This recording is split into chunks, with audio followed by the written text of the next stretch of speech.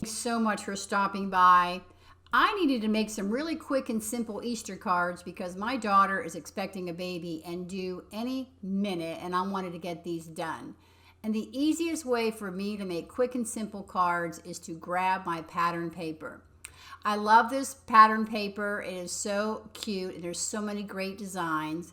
And I thought I'd make a shaker card because I bought the most amazing sequins or shaker elements from Trinity Stamps inside that shaker card. And they really came out quickly. I'm going to say from start to finish without the editing. I think they took me about an hour and 10 minutes to make all 3 cards, which, as you know, in card making world is really, really fast. Now, Echo Park has this amazing Welcome Easter 6x6 and 12x12 pad, and I will link to all the supplies below. And they have these great little sentiment blocks that you can cut out to make a really quick and easy card as well. So these cards don't have hardly any stamping. It's really more just a bunch of die cutting, which you really don't even have to do that either unless you want to make a shaker. You could just use your trimmer. You don't even need a die. So these are the great sequins that I bought from Trinity Stamps. I love them. I love those carrots and those bunnies and those hearts. Oh my gosh, I was so excited when I saw them and they arrived. So I wanted to make a shaker card.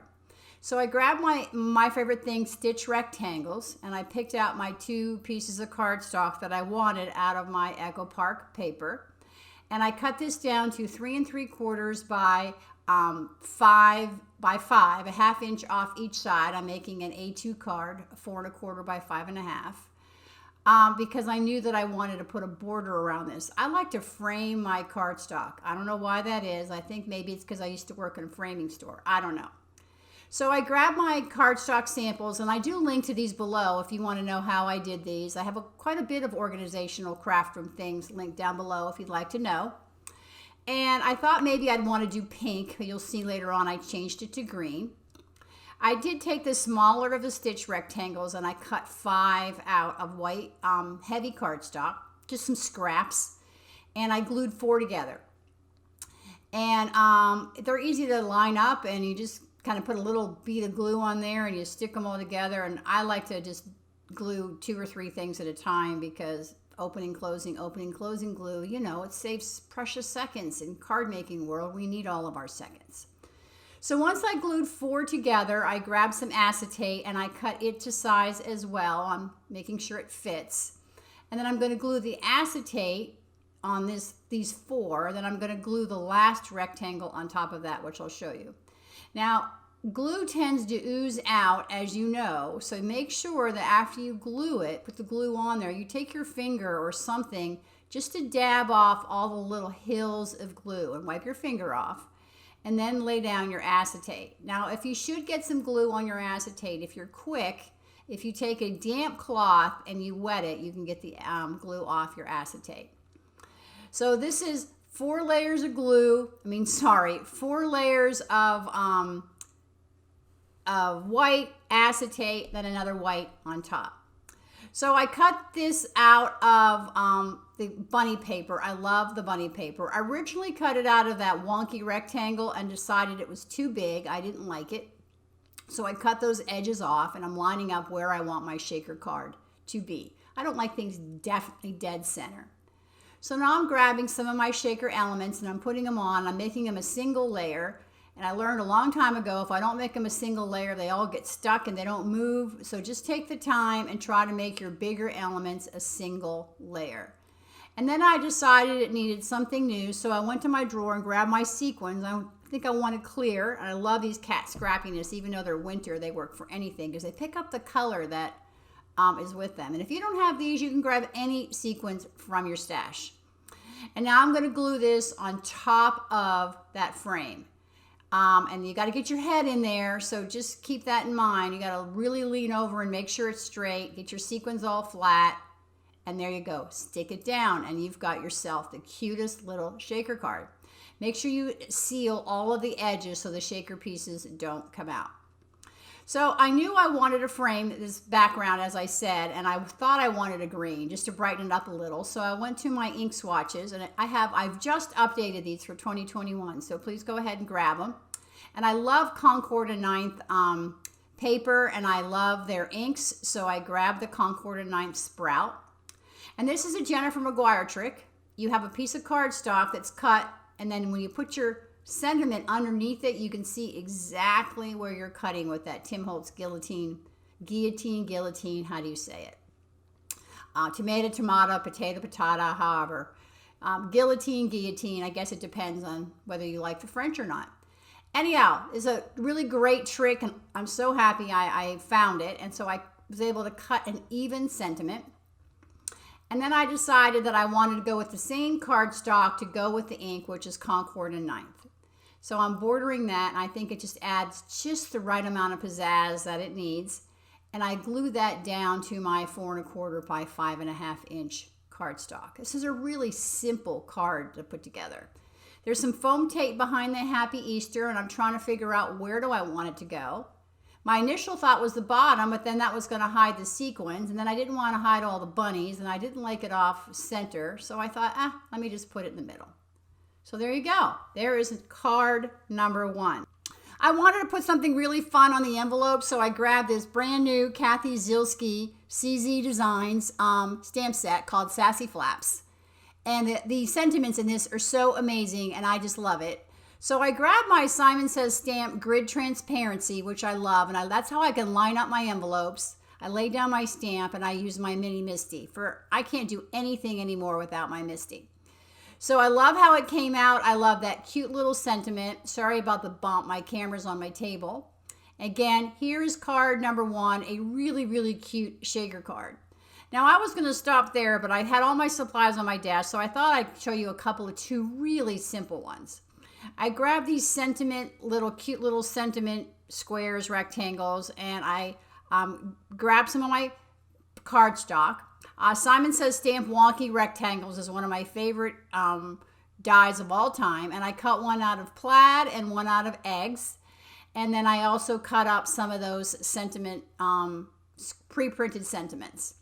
Well, I cut them both out of the wonky rectangle. I didn't like the small one. I thought it was too big. So I cut it down and I put some green cardstock around the edges. I used Concord & 9th Sprout cardstock. And I wanted to dress this up just a little bit. Am I picking pink ribbon or am I picking white ribbon? I went with the white. I think I should have gone with the pink, but next time. So this is how I do ribbon. I don't like to waste it. I don't like to wrap it around the whole card. It's really not necessary. No one's going to see the back. So I'm kind of lining it up and not paying any attention to the bottom. I'm like, oh, I didn't leave enough flap there. Hello, Jane. Just look at the whole thing while you're doing it. And then so I kind of put some tape runner behind it, line it up on my glass media mat, hold it down so I can get it in there, and then flap it over. And there you go. And here I am trying to get these Easter cards ready before that baby comes. I'm so excited. Anyhow, I like dimension, so I'm using craft foam, and I don't cut it with a trimmer. I just eyeball it and just keep trimming it down till it actually fits. It'd probably be easier to cut it with a trimmer, not tripper. And now I'm trying to decide which of those sentiments do I want to use. I didn't like the blue one. The Easter egg was really cute. The Easter basket, I can't even talk. That one was too close to what I already had in there. Do I want that one? Hip, hip, hooray. I love the fact that all the colors coordinate. So I chose my one that I wanted, and I also backed it with the Sprout green. And then now I'm going to show you how I tie a bow. So I put it in, and you pull it tight. And before you pull it tight, you need to make sure that whatever's on there is glued down properly so it doesn't move. So I'm pushing it down. It takes a little bit for craft foam to glue down. So I make a loop, and I bring the top part over, and then I pull, and I get these big loops. Then I pull a little tighter, get a little bigger knot, a little tighter knot, pull that, pull it down a little more, a little more. It's a little fiddly. As you're pulling it tight so you get the loops the size that you want. I did not want big loops. And then you're going to cut it on an angle with your scissors. And I didn't want long tails either. I just wanted a little decorative thing. So there's my second card. Sorry, we'll see a better look later. Then I grab these leftover pieces, and I grab the Greenery crimped frame die, which is another one of my all-time faves. And I grabbed this piece of pattern cardstock and I cut it out of the largest of the crimp frame dies. And then I cut these little leftover pieces in strips that I'm kind of laying out, trying to figure out how do I want to do it. And I thought, well, let me do a basket weave. So I made sure that the eggs lined up. And now I'm kind of put those two down. I just glued them on the edges, nowhere else. Now I'm going to glue the plaid down. And when they're all glued, I'm grabbing that same crimp frame die. I'm lining it up. I'm going to tape it down. And that's how I cut off the edges. And I love the fact that the top of those are also crimped just like the rest of the card. It's those little details, I think, when you're making cards, even though they're clean and simple, that make the card just a little bit more special. So I popped that up on some craft foam as well. I'm gluing it down. And then I felt that it needed a little something. So I went to my gems and jewels. And I'm going to grab some beautiful pearls that I absolutely love. I bought a bunch. Of course, never have as many as you really want. I'm like a craft. There's two different hobbies here, making cards and collecting supplies, right? So the little things have these amazing pearls. So what I like to do is I put them in my little gem holder and I grab my crystal KATANA and I lay out my gems where I want them before I glue them. And then I pick them up with my right hand and I put glue down with my left hand. And I keep forgetting, I keep wanting to pick them up with my other hand because I'm not left-handed. But this is kind of how I do it. Glue, gem, pick it up, glue, gem, and that's how I do it. And I glued them all down. So let me show you the 3 finished cards. Here's that shaker card. Here's that sentiment on the flat. Simple, simple card, really easy to make. Pattern paper makes life so much easier. Here's that second card with the white bow. I think it should have been pink, but you decide. All popped up on foam, no stamping in that card whatsoever. And actually, you didn't even have to do die cutting. And you didn't have to do die cutting with this card if you didn't want to either. I love stamping, I love making backgrounds, but sometimes I just need to get the cards done. Here's a closer look. I thought, well, maybe I should give you a closer look. You know, I'm not a really good videographer, but I do the best I can. And I love that shaker card. I can't decide who I'm gonna give that to. So here's a final look at all the cards. Go out and get yourself some pattern paper and make yourself some clean and simple Easter cards. Thanks so much for watching the video. And again, everything is linked in the thumbnails below, or I should say the list description below. And if you want any more craft room organization tips and tricks, I have all of those linked in the description below as well. Thanks.